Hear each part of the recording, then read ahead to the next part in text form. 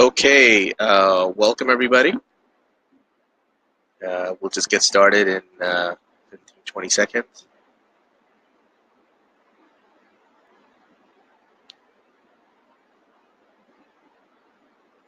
It's a great day today here in Atlanta. Hopefully you guys are enjoying your day. Okay, so with that, let me just get started. So thank you for joining our top 12 NIST AWS security and compliance best practices. We're going to talk about some very interesting things, some changes that are happening.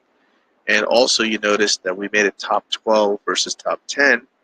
We added two more very key components that we been reviewing things based on market trends. Okay, so a little bit about our speakers today. My name is Ahmed Khan. I'm the AWS Partner Manager. And with me today is Kamran Mahboob. He's the Director of Product Management for Security and Compliance.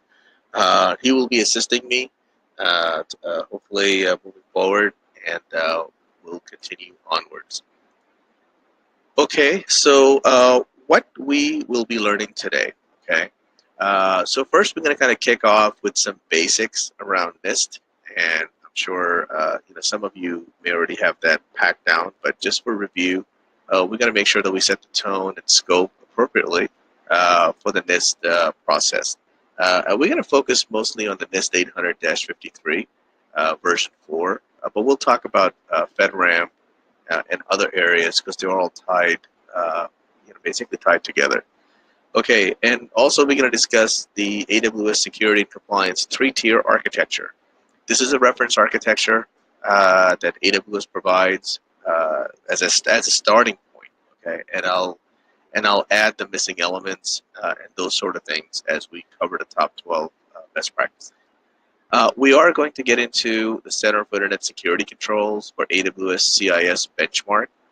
That's the scope that we're going to cover in CIS because most of those controls map to NIST 101. And it's going to help you guys a lot in setting that very quickly, hopefully, because it's very well documented. That could be a great starting point for you guys. And then we're going to discuss a little bit about recent AWS breaches and some lesson learned from that. At the end of the day, you're looking at the NIST regulation framework because, of course, not only you want to create those best practices, but at the end of the day, you want to protect your data. And so we want to look at how people are getting into AWS and basically have some bad practices that's resulting into these breaches.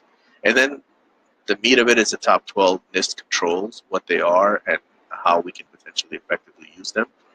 So we will definitely get into those technical controls. And at the very tail end, we'll spend about 5 minutes, maybe less, on the Cloud Gnosis Security Compliance Platform. Just kind of tell you what we do here at Cloud Gnosis. We're a software company, SaaS platform, one-click reporting, no agents installed, and very quickly we can manage security and compliance and audit your entire platform and keep it compliant with continuous monitoring. And then Q&A. So you definitely want to stay for Q&A because that's where really the rubber meets the road.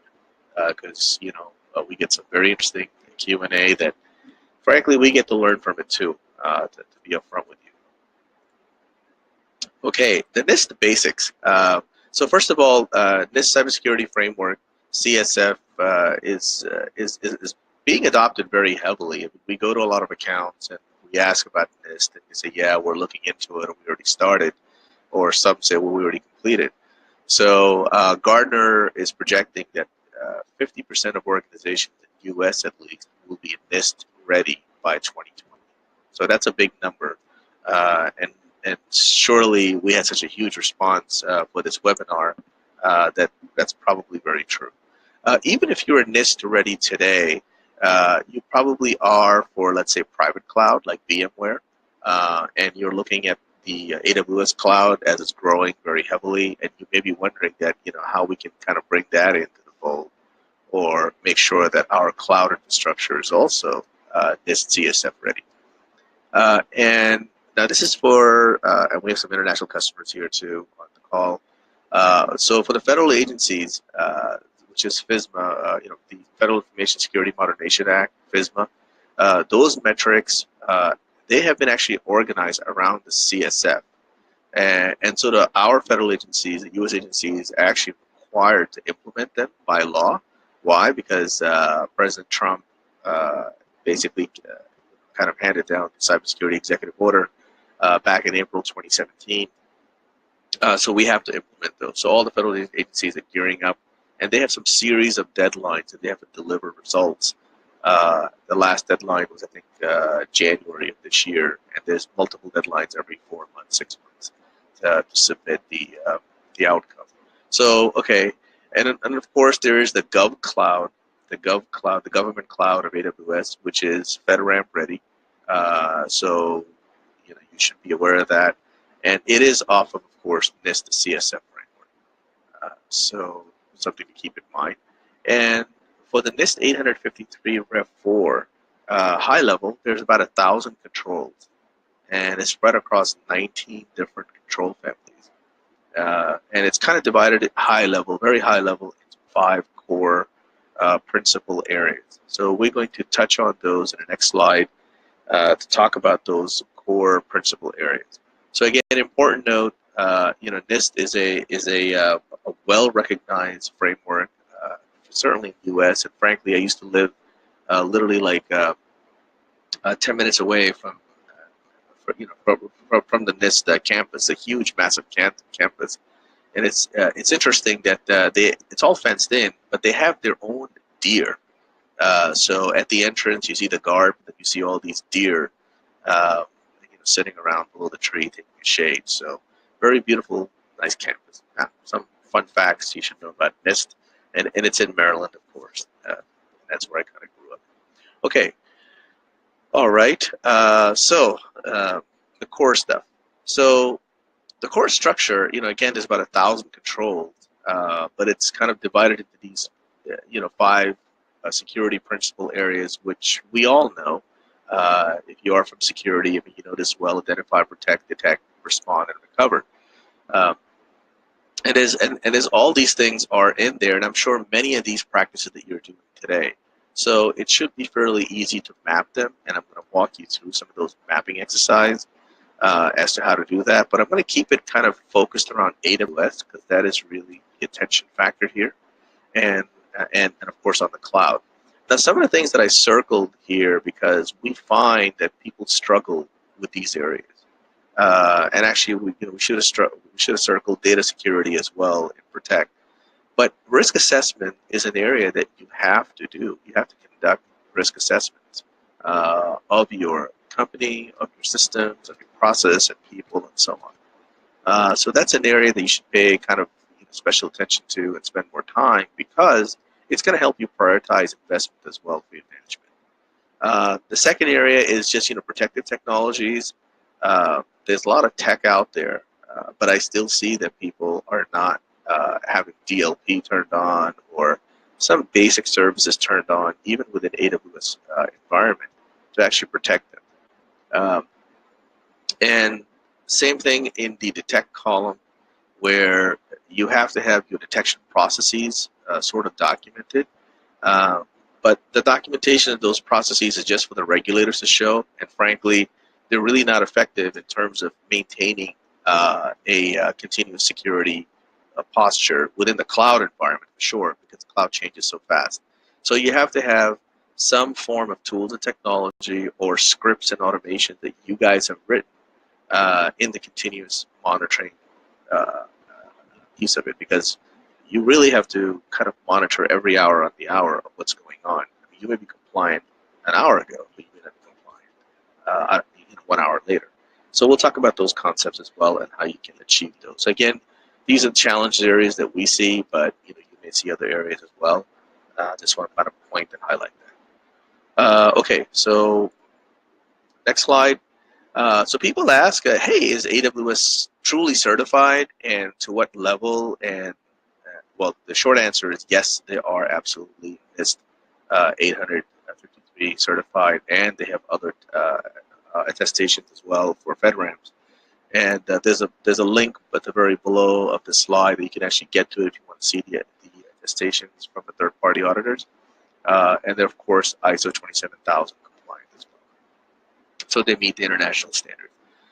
So when people hear it's a yes answer, then they say, oh, that's great.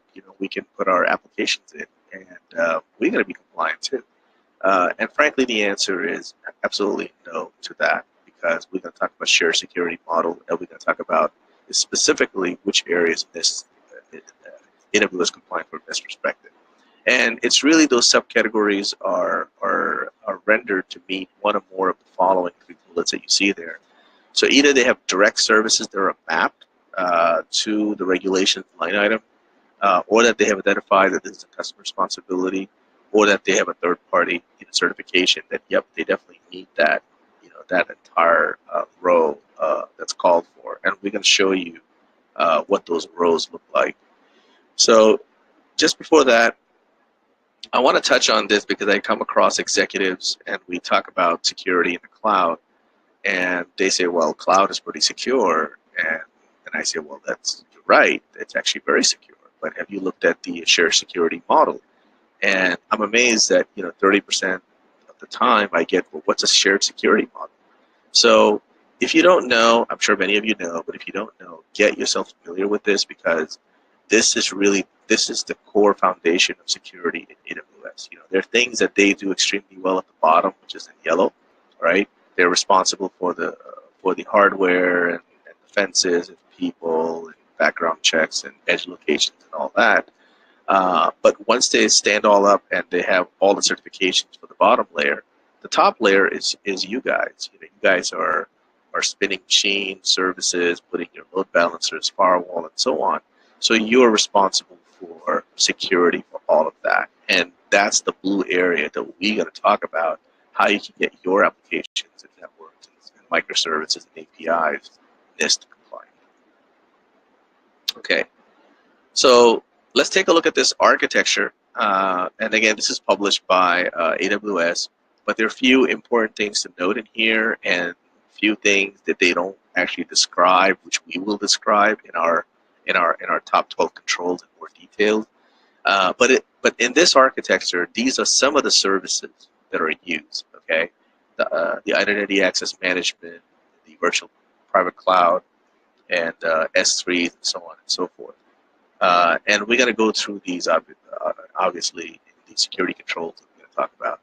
But key things to note here is that you have what is called a management virtual private cloud, and then you have a production and a development, and you can have multiple production and multiple management. So that's one thing you should note. And note that in the production VPC, they have, you can't read these, the text here says US East 1C and 1B, 1A, 1B. These are different availability zones, and that's needed to create, to satisfy the disaster recovery and also data integrity test controls. So those are some of the things to keep in mind. Now, this infrastructure is actually reasonably complex when it's set up, but the good thing is you can set it up within 15, 20 minutes. Why is that? Because Amazon gives you this thing called Cloud Foundation Template, CFT, which I'll show you next. So this is the actual links to that. So the very first one, so two very good resources that you should go after and pull down from this link. By the way, this session is recorded, so you will get a link to the recording as well, so don't panic. So these two resources, the very first one being there's an Excel file of the entire NIST regulation, and it's about 1,700 rows in there. And it's very well defined, very nicely documented, and they have mapped the AWS services and which ones are applicable. And about 272 one applies to AWS services, and I'm going to show you this Excel file actually because it's kind of important to see what you're looking at and what you can do with it. The second thing is, as I talked about in a previous architecture, this thing called cloud formation templates. And again, these are recipes that are formatted for AWS. And this is the AWS format, these templates. and you can just simply download these templates. There's actually multiple of them. You need all of them, and you have to load them in sequence because one calls the other. Keep in mind, and then that actually stands up your initial architecture. And of course, once it's stood up, then you can load your applications, your monitoring applications, and so on, and kind of go from there. So this really helps a lot, but it's a starting point, and you have to kind of add the rest to it. And I'm going to talk about some of those best practices on what you want to do with this. Okay, so this is the spreadsheet that I just talked about earlier. If you click on a link, you can download this. It's the 800-53 Rev 4 controls, and keep in mind that Rev 5 is coming out by the end of this year. And really the big changes are that they're removing the word federal. They just want to keep it more generic. And second thing is privacy controls are being added more in detail and more, obviously because of this GDPR thing. And so security and privacy controls are being kind of separated, and they've been called out separately. So those are some of the big things in Rev 5 just to keep in mind. Okay, so this spreadsheet, basically it goes through regulation line item by regulation line item. So I'll give you an example. Audit and accountability, AU-9-2. And the title is Audit Backup on Separate Physical Systems. And the next one is cryptographic protection. And it kind of describes what this is. And it goes through, is this controlled basically high, medium, or low on NIST 853. It marks that. And then you can actually go across and see the list of services. I'm actually going to take the next slide now to show you, if you were to scroll all the way across to the right of the spreadsheet, what are you going to see? Okay. So if you were to scroll all the way across, it's a little bit hard to see on your screen probably. But these are the list of services that AWS will list out, okay, for that particular control, okay. So AWS is saying, hey, for you to comply to that NIST control, you need to have all these services turned on and configured correctly, okay. You can see, and this is, by the way, one row, and you have 272 rows like that, but not all rows are as populated as this one. I just took the one of the most popular ones. Some of them you'll see, like 4 columns will say it's your responsibility or not provided, and so on and so forth, or maybe not applicable. But net, you have a lot of services that need to be turned on and they need to be configured appropriately. And there's a lot of configurations involved in this. And those configuration controls needs to be managed and tracked and monitored, ideally on the hourly basis. And that's something to keep in mind. I mean, cloud is all about configuration. That's basically what it is at the end of the day, right? Because you're not really. There aren't any cables to screw, sort of thing. It's pure, data center as a service. That means lots of configuration. The only down part is that you're in the public cloud, meaning that if any of those configurations are wrong, you could open up a security hole to the entire internet, not just your internal network as it used to be in your data center. So just keep that in mind. So great spreadsheet. You should definitely leverage that. And so that's going to get you started in a right direction. However, we're going to talk about the top 12 controls. Prior to that, I'd like you to understand how we selected these. Okay, so first of all, we took the best practices from AWS that's recommended, and of course the NIST regulation, the 2 boxes, right? That's a given. And then we actually look at the CIS controls on top of that, and we look at the latest hacks. Now, why these 2 are important as part of NIST? One is that the CIS controls have all these configurations and all the CLIs very well documented, and you can implement these controls. It's about 44 controls, which I'll show you in the next slide. So that's very valuable, and it can make your life a lot easier. Why hacks are important? Because look, at the end of the day, it's about using some form of best practices to avoid data breach. Data breach is not good. I mean, getting violation on your compliance is one thing, okay? But getting breached, your entire company is at stake. So we always keep track of this, and we update our 15 best practices around that. And of course, we have over 250 best practices overall in our database that we can run through analysis for anyone, or you could do it self-serve by signing up on our platform. Okay, next slide. I said I was going to talk about CIS. So this is Center for Internet Security Controls. You should get familiar with that if you don't know. And this benchmark was published, I believe, roughly less than a year and a half ago. And I'm amazed that a lot of people don't know about this, because these are 44 controls that has everything from, it'll help you track unauthorized API calls, to deletion of keys, to routing table changes, to contact information change, or something got exposed. So very, very good set of controls. And I'm talking about the AWS benchmark, which is a separate standard that they publish. Normally, when you say CIS, people say, "Oh, you mean the OS hardening? Yeah, we're doing that." No, that's fine. That's old stuff. You should be doing that anyway. So definitely keep that in mind.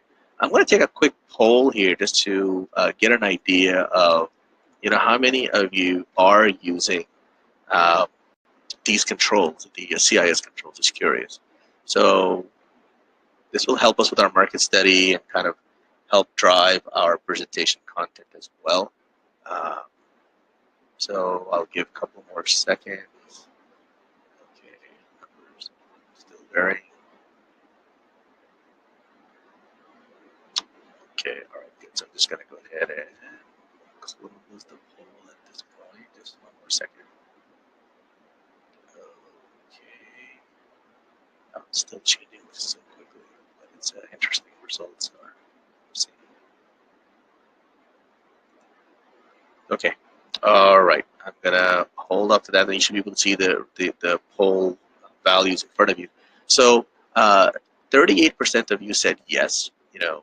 You are using CIS controls for AWS benchmarks, which is very, very good actually. And 50% of you said no, and 13% said don't know. And that's kind of, I was expecting actually less yeses, but it's good that the word is getting out and you guys getting familiar with this. You probably know that this is about 160 pages, and those 44 controls are pretty technical, and they require an AWS engineer to run them, and then you got to write scripts to actually maintain them, right? So just keep that in mind. Okay, so we're going to talk a little bit about those breaches and what type of breach and why it's happening. So Gartner is saying that 95% of all cloud breaches will be due to customers' fault. Okay, and you must be saying, this is insane. That's just too high. I mean, how could it be our fault? And we said the same thing. So we kind of did our own independent study, and the slide in front of you, real quick, that kind of nails it in. I would say it's very accurate, because if you look at all these great brands in front of you, Time Warner, Viacom, Dow Jones, and so on, and if you look at the AWS services that were opened up, and millions of data was stolen. I won't get into the detail of breach detail, because that's not important. But look at the services column. S3 was public. Identity access management, security groups, multifactor authentication. These are all These are all misconfigurations. Okay, they could have easily been tightened, very easily. But I'll talk about why this is happening, and I think you should be asking yourself, well, these are great companies. They know the best practices, so why are they leaving things open or misconfigured? That's not right. And some of them are, by the way, third parties. Like Accenture would be Verizon. Data was exposed, to this third-party process. So keep that in mind. It's not just that them; it's also the extended ecosystem. So here's the answer. Here's really the answer. And if you were to ask 100 people, they would tell you the same thing. The missing link in AWS security is that there's so many configurations, thousands, and they constantly change. Not all of them, but quite a few of them change, by minute, by hour, by day, and it's very hard to figure out. Okay, so yes, that changed, but where's the change and so on. Now, there's things like CloudTrail and CloudWatch and log files, But by the time you analyze log file and look at what's going on, it's too late. The port is open, somebody got in, and they parked their listener, and now they're siphoning data, right?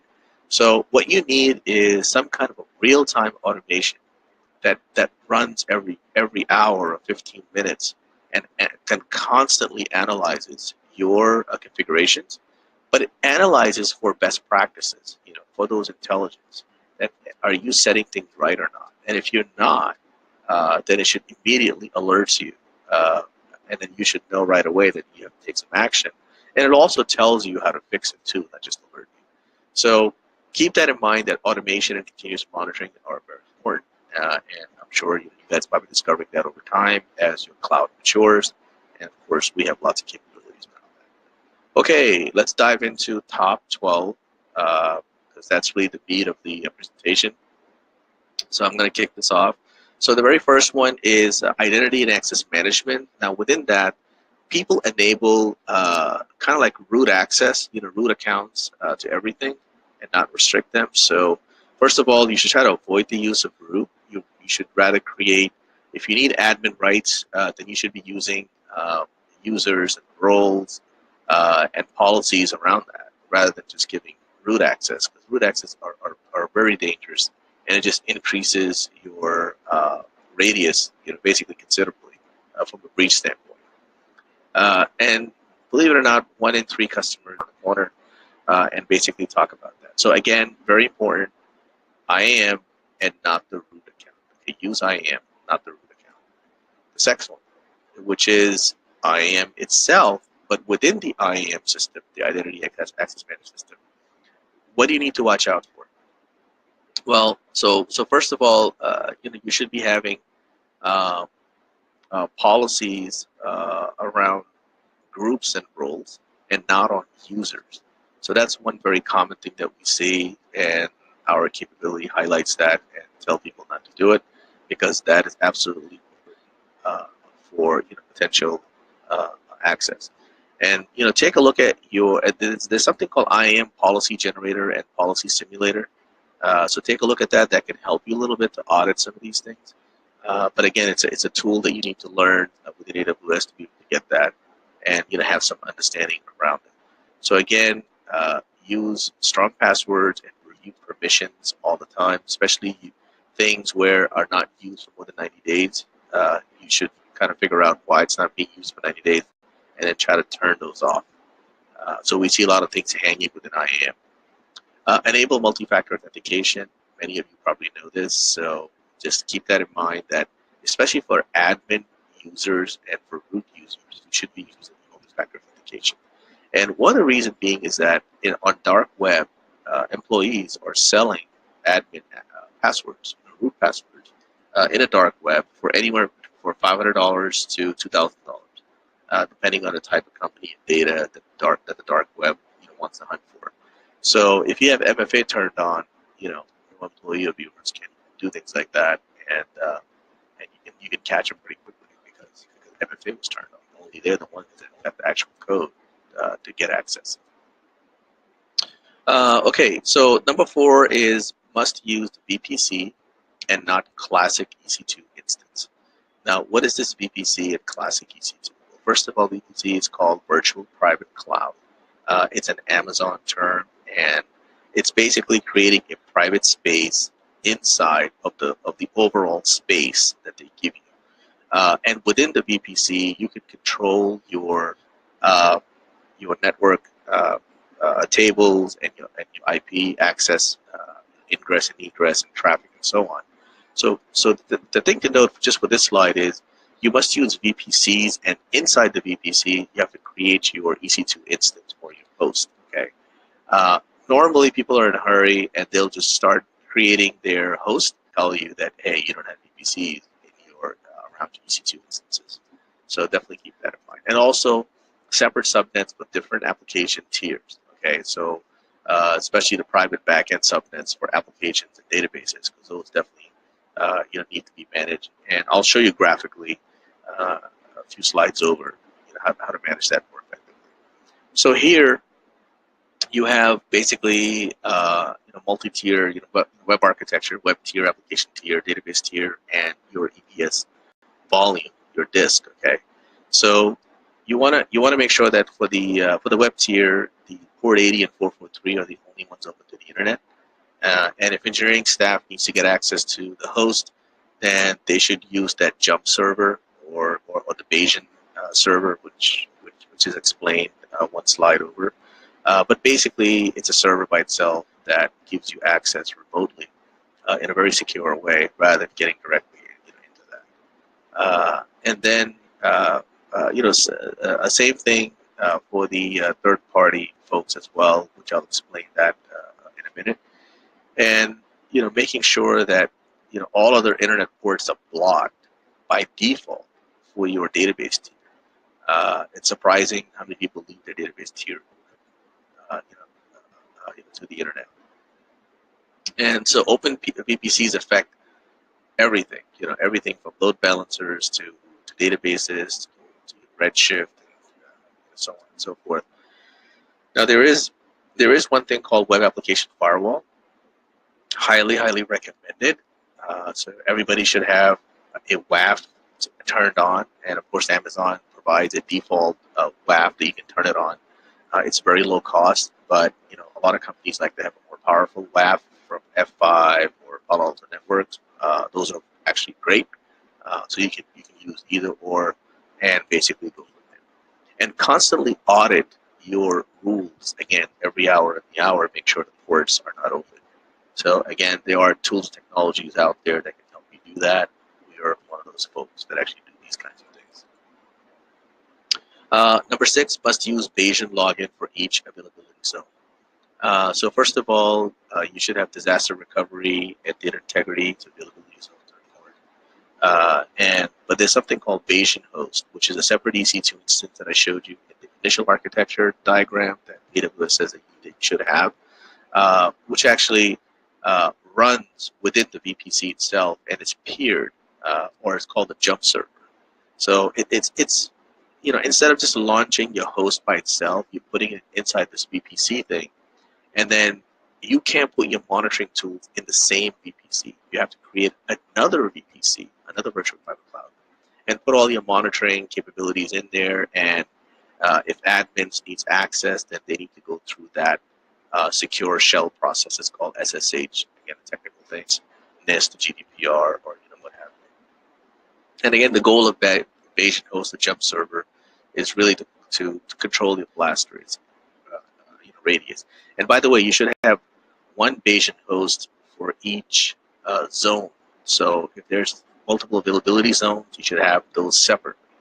Why? Because if you have one for everything, guess what? If your Bayesian host got compromised, then the entire network can't get compromised. So again, segmentation, isolation are important concepts that should be exercised using these VPC and Bayesian. Okay, build a secure AMI image. So Amazon has this concept of machine image or hard instance that has layers of OS and compute and so on and so forth. And really what you want to do in there is make sure to disable password-only access to host. Okay, so you should be using SSH keys. And you should definitely disable remote access, root logins. I mean, really need to ask why you need root access. You should not be giving root access to anyone. And really justify business reasons why you need root access. Surprisingly, 30% of the customers that we find OS is hard, and that's as far as it goes. The remaining 70%, don't really follow this practice, but it's a very important practice because you need to run your VCE, vulnerabilities and so on, and make sure that it stays current. Number 8, encrypt your data at rest. This is, encryption is big. A few key pointers here is that everything, your load balancers, your log files, your volumes, they all need to be encrypted. You can use a AWS key management service to encrypt your data. And again, it's the symmetric keys. They only support symmetric keys out of the box, but certainly you can have third-party vendors that that can do those, a public-private key thing, and to encrypt them on both directions, encrypt and decrypt with their separate keys. For those who are PCI folks here, your deadline is June 30th. So for TLS 1.1 or higher, you must be using at minimum. TLS 1.2 is highly recommended. So keep that in mind from the encryption level, and check your versions. What are you running? Again, our software checks for all of these things, tell you that this is not compliant. You guys are running TLS 1.0 or some SSL stuff, which is very old, and that's all deprecated. So you should definitely not be using any of that. So keep that in mind. Number 9, monitor unauthorized access. Now, it sounds straightforward, which it is, and people do an okay job in this area for monitoring log files. But we're actually going beyond just that. We're talking about making sure that not just the log files, but they're encrypted, they're version controlled, and if anybody turned off the versioning, if anybody deleted a log file, you should be getting a notification for that. Okay, and of course our tools and technologies do those kinds of things. So again, everything within CloudTrail and CloudWatch are designed to monitor all the activity, and you can have this thing called simple notification services that you can receive those alerts through that. That's a built-in function. But what you have to do is create the log metric. You have to assign the metric, and you have to kind of push that into your SNS. All these steps you have to do. They don't do it for you. Those CloudFormation templates not going to do that for you. So you have to make sure that you do that. Number 10, secure your S3 buckets. All those breaches that I was showing you, a lot of were related to this. And so people are getting better and better now, making sure that their buckets are not exposed to the internet, because buckets have a lot of data in it. Everything sometimes from PII data to API keys land in a bucket. You can actually check what's in your bucket from a PII perspective. Amazon has a tool called Amazon Macie, M-A-C-I-E. This product, you can scan your S3 bucket. It'll tell you what's the PII that's in there. And so once you know that, you can say, oh, you know what, we gotta limit this thing. We have to put guardrails on, encrypt it, version control it, and make sure few people have access to this. So you have to identify that as a PII item, especially for GDPR or any health compliance or financials. You should definitely run that test. Number 10 is use simple token service for vendors. Now, what is this? Now remember that people are getting hacked not just directly, but you have third parties dialing in to your network, doing analysis for you and accessing your Amazon data to run alerts and so on. Like Cloud Nexus, we actually are a vendor that connects to clients' accounts in real time and have access to that data. The only way within Amazon you should do this is through Secure Token Service, STS. It is an awesome service that only gives a very temporary credential access for 5 minutes, few minutes. It gives you that password, and after that, it just spoofs it. So it is the only way to keep things secure, from your third parties. And of course, we leverage that in our platform. We don't have any visibility into it because we keep that private to you. So when you log into the portal, you set all that, and it just works on its own. And although we're a party to it, but we don't really see it, and it's only open for 5 minutes, 3 minutes. So just keep that in mind. Simple token service for third-party vendors, and you should review your third-party risk management program for that. Number 11, getting extremely popular, Lambda controls, Lambda functions. These are serverless functions within AWS, and Azure has it too, of course. And everybody's offering these services now. The thing to note, in Lambda function is that you should have one IAM role per function. Okay, so your individual function should not be shared. The permissions should not be shared across functions. And I'll give you an example of that. So I was talking to a partner. They have one of their clients have 700 Lambda functions, and he was asked to go in and analyze. And he talked to me about it. And I said, well, make sure that they don't have shared permission. That's the first thing. And second thing, you want to make sure that the users, don't have access to the account tables. Because if any of those things are true, if you get hacked, the entire 700 Lambda functions will get hacked. So keep that in mind. You got to control your blast radius, right? A very strong principle in security. And so, you definitely want to look for that. And, so our auditing functions will look for those kinds of things and keep you in a very high security posture. So that's a very good one. Number 12 is simple email service, a very old service. Has been around a long, long time. People use it very heavily.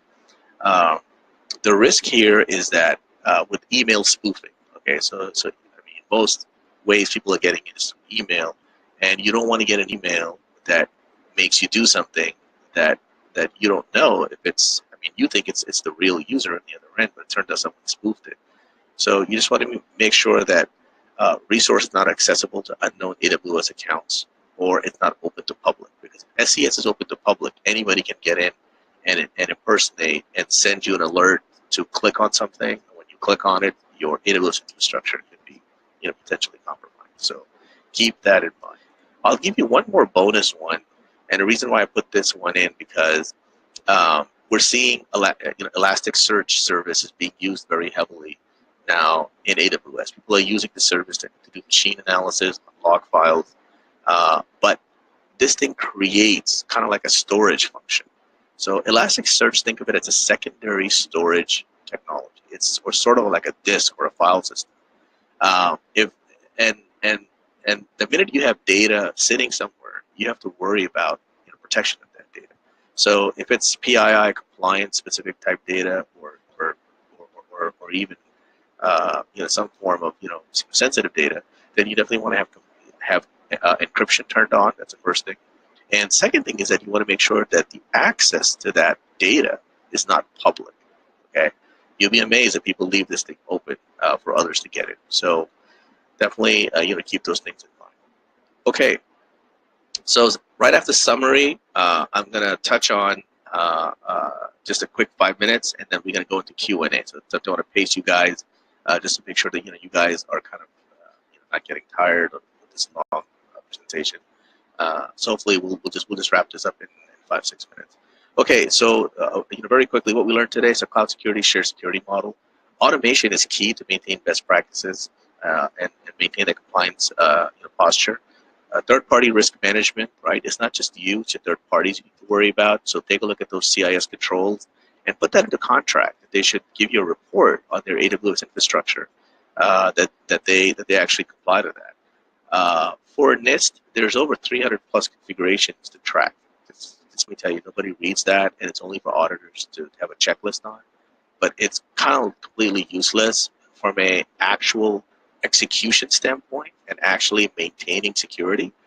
You can only do that if you convert your compliance policies into code, actual code that runs, that checks for is the Lambda function running okay with the right policies and so on and so forth.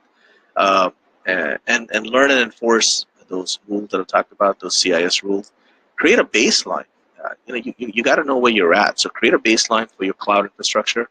And if you sign up for the free trial, you can do that yourself within 5 minutes. It'll give you a report of where you are from a posture standpoint.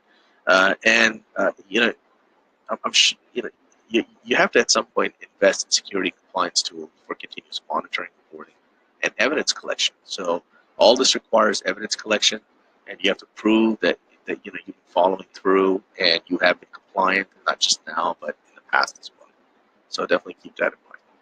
Okay, just a real quick on our platform. We basically have a SaaS platform that does security compliance reporting and monitoring, and I'll show you some of the screenshots real quick, what that looks like. So it's an end-to-end analysis and monitoring.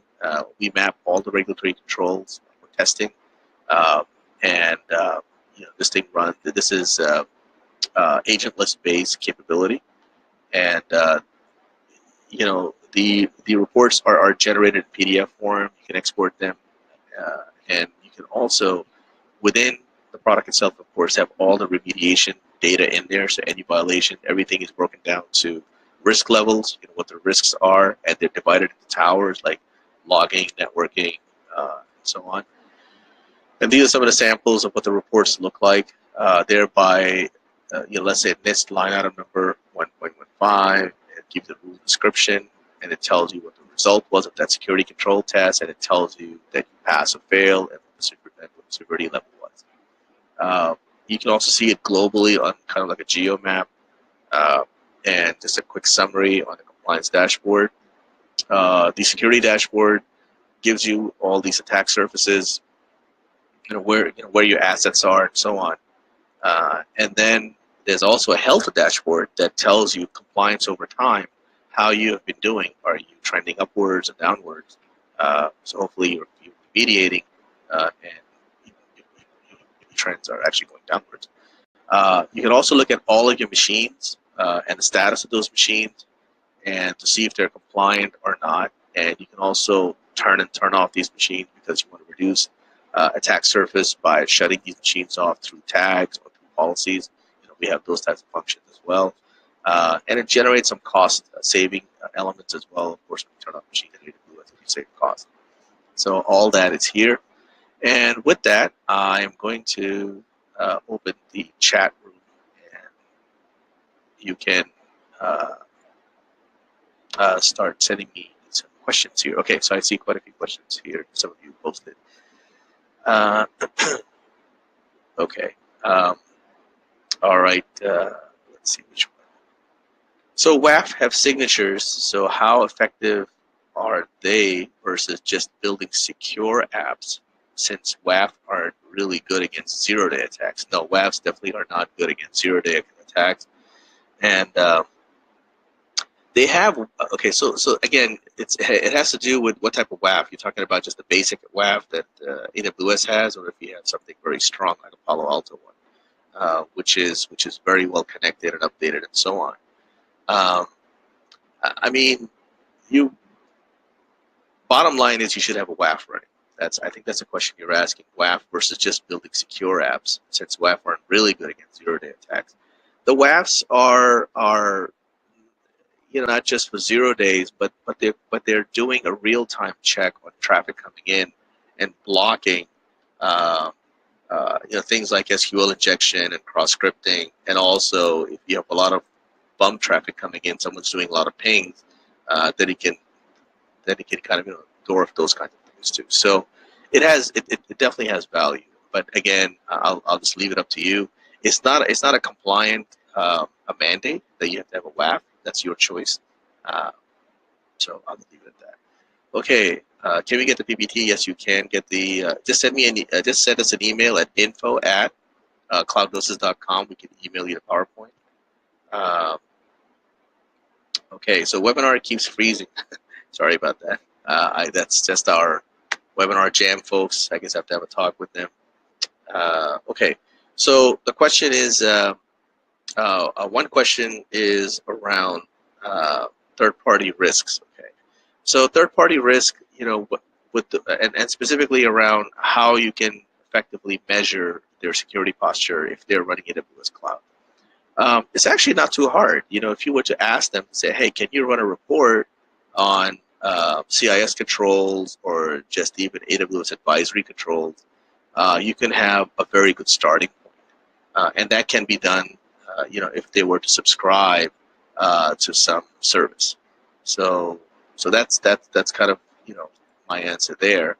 But in reality, they have to run some kind of a compliance review report or audit. And there are a few software products in the market, we're one of them, that can actually do that within 5 minutes or less. If they were to just kind of get a trial opened up and scan their entire infrastructure, and we can generate those reports in seconds. It's all self-serve. We don't have to see those reports, so just kind of keep that in mind. Okay, question around encryption. Can you guys test ELBs, elastic load balancers, and how they are configured? So we look at ELBs, and we look at lifecycle information. We look at multiple attributes. The key attribute that we go after is the encryption, first of all, turned on, and is the the encryption cipher level is good? Is it a weak cipher, strong cipher? And we report on that, and we actually put a risk rating on that as well. Okay. Question around how many regulation line items do you support for the NIST framework? Okay, so I don't have an exact number in front of me, but I can tell you that it is considerable. If you look at the one of the slides that I was showing where it has all of the services turned on, right? So all those services we would track and we would grade and tell you that whether you meet that particular line item as compliant or not, yes or no. We're actually updating the NIST report and some algorithms with a lot of new signatures because of all the services that get added on within AWS. So just check with sales, or just send us info at cloudnosis.com, and we can get that answer for you. Question around pricing: how much does this cost? Actually, the license metric, is it by CPU or what? No, it's actually pretty simple. We try to keep it very simple. First of all, pricing is on the website. You can go ahead and check that out. Pricing is very simple. It's one AWS account, right? One login that you have for AWS. We charge $150 per month to do everything: monitoring, real time, generate all the compliance reporting that you need, and hold on to the evidence data. So lots of things that we do for just $150 per month. So it's a good protection to have, a reasonable cost. So if you have 10 of those accounts, you're looking at like $1,000 per month for 10 AWS accounts. And we don't care if you have 100,000 ECUs in one of those accounts. It just doesn't matter. We don't look at that. So it's just an account base. Okay, so I think it's getting a little bit long. So thank you all for joining today. We really appreciate it. And thank you. So if you have any questions, we'd love to get your questions. Info at cloudnosis.com. And again, it takes literally less than 5 minutes for you to open up a trial and put your credentials in for AWS using that third-party process that I talked about. It's very secure, and run 1 or 2 analysis real quick, and you'll have your answer pretty quickly that does this service make sense or not. All right. Thank you all. Have a great day from beautiful, sunny